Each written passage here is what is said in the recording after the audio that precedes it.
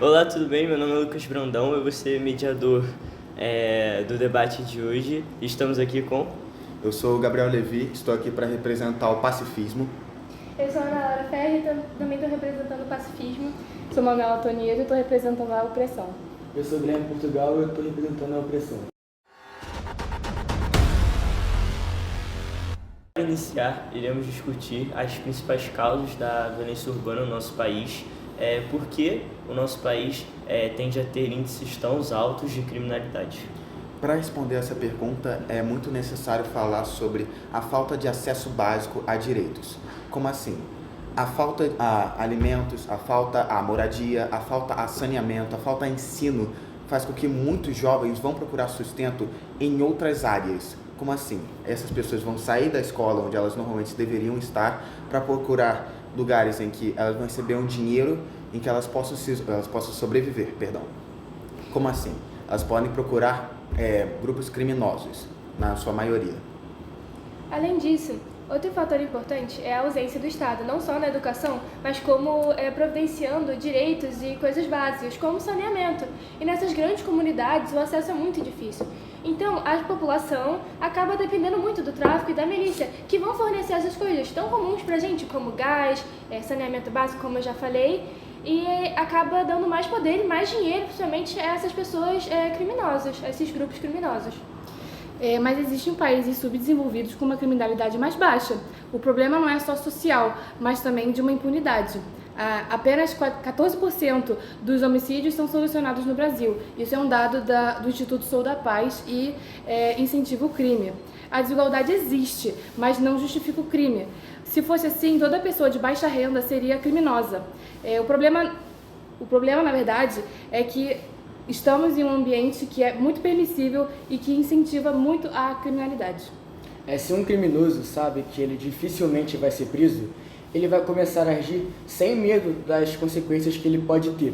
Então, essa impunidade e essa falta de leis rígidas vai conseguir criar um ambiente mais propício a ter o contínuo dessa violência no nosso país. Então, se um Estado ele falha em cumprir o seu papel, quem vai ser afetado por isso vai ser a própria sociedade, que vai ter que, em seu dia a dia, ser refém desse medo, dessa insegurança.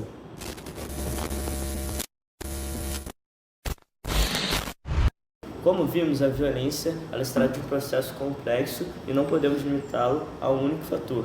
Agora nós iremos discutir duas abordagens.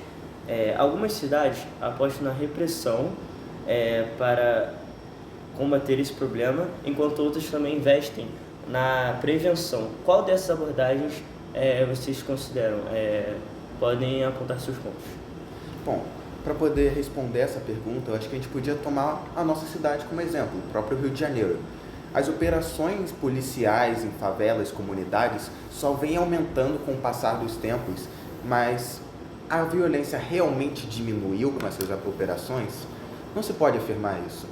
Talvez até a violência tenha aumentado. Segundo Michel Missi, ele afirmava que a criminalidade se aproveita dessa repressão. Ela se aproveita dessa repressão para poder gerar mais medo e poder convocar mais e mais pessoas para si própria. Ou seja, essa repressão realmente vale a pena para poder só aumentar o lado do crime? Além disso, há estudos que mostram que em locais onde há mais investimento em educação, assistência social, a criminalidade cai. Como, por exemplo, a Suíça, que nós sabemos é um grande polo da educação, inovação e etc. De acordo com o índice de paz global, a Suíça é o 10º país mais seguro, enquanto o Brasil se encontra na posição 131. Ou seja, é melhor prevenir do que remediar. Em outras palavras, não adianta apenas prender e repreender. Tem que evitar que as pessoas entrem para o crime. Você tem que cortar o problema pela raiz, não só ficar remediando ele depois. Mas quando a polícia não age, a criminalidade vai crescer, né? A Bahia, que reduziu as operações policiais, registrou 2.824 mortes violentas só em 2023, se tornando o estado mais letal do país. O grande problema do Brasil hoje em dia é que a punição ela não assusta ninguém. Então, essa certeza de de que você não vai ser punido só incentiva o crime. Então é necessário endurecer as leis e aumentar as penas para crimes mais graves. Logo, se um Estado não for forte, não for poderoso, não conseguir impor ordem, quem vai dominar vão ser os próprios criminosos. Então, a repressão ela não pode ser deixada de lado, ela tem que ser tratada como uma solução para conseguir garantir essa segurança para a nossa população. Tudo bem, ao analisar esse debate, podemos ver prós e contras dos dois lados. Mas tem uma pergunta. E quando essa violência ela é causada diretamente de um grupo específico ao Estado, como por exemplo as milícias?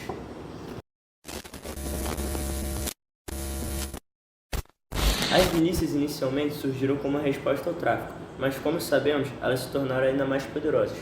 Hoje, elas dominam 57,5% do território do Rio de Janeiro, enquanto o tráfico controla apenas 15,4%. E aí, como resolvemos esse problema? Bom, como já foi falado anteriormente, a milícia se apropria desse ciclo de violência causado pelo combate entre o Estado e as facções criminosas para poder aumentar o seu poder na comunidade. Ou seja, enquanto nós não diminuirmos a repressão e aumentarmos políticas públicas que busquem ajudar esses cidadãos que vivem na comunidade, nós não vamos conseguir diminuir o poder da milícia. O único jeito de podermos diminuir a milícia é não combatê-la, mas cortá-la pela raiz. Exatamente. De acordo com o Fórum Brasileiro de Segurança Pública, 23,5 milhões de brasileiros vivem em domínio dessas facções criminosas.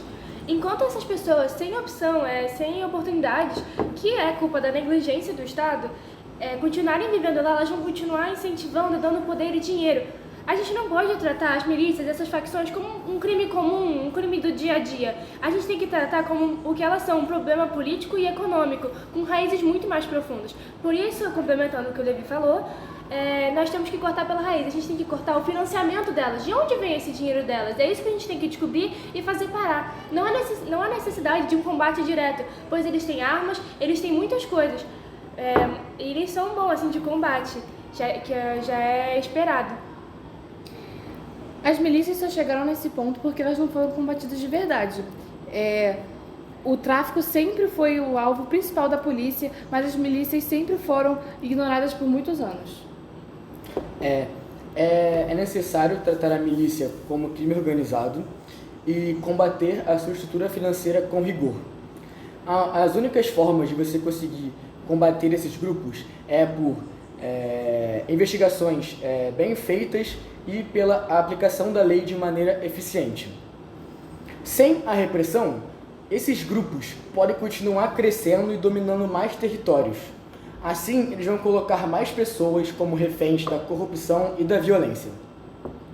Então, como sabemos, as milícias representam um grande risco à segurança pública, porque elas combinam o crime e também a política.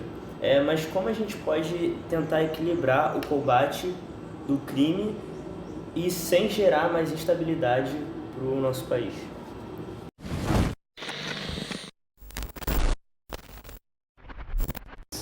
Então, depois de termos levantado diversos pontos aqui nessa mesa e deixado algumas perguntas para você que está assistindo, queria que cada um aqui dessa mesa pudesse dar sua consideração final, sua reflexão, para que a pessoa que está assistindo possa também ter seu ponto de vista e amplificar sua visão sobre esse tema que é tão recorrente nos dias de hoje, que é a violência urbana no Brasil.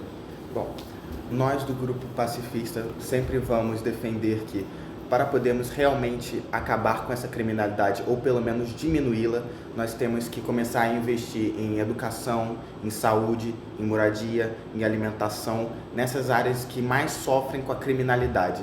Só assim que a gente vai realmente conseguir pular esse estágio e progredir para um país melhor. A repressão tem um papel fundamental no combate à criminalidade. Quando há leis mais rígidas e uma atuação policial eficiente, é possível reduzir significativamente os índices de violência e garantindo maior segurança para a população. Obrigada a todos pela atenção e encerramos o debate.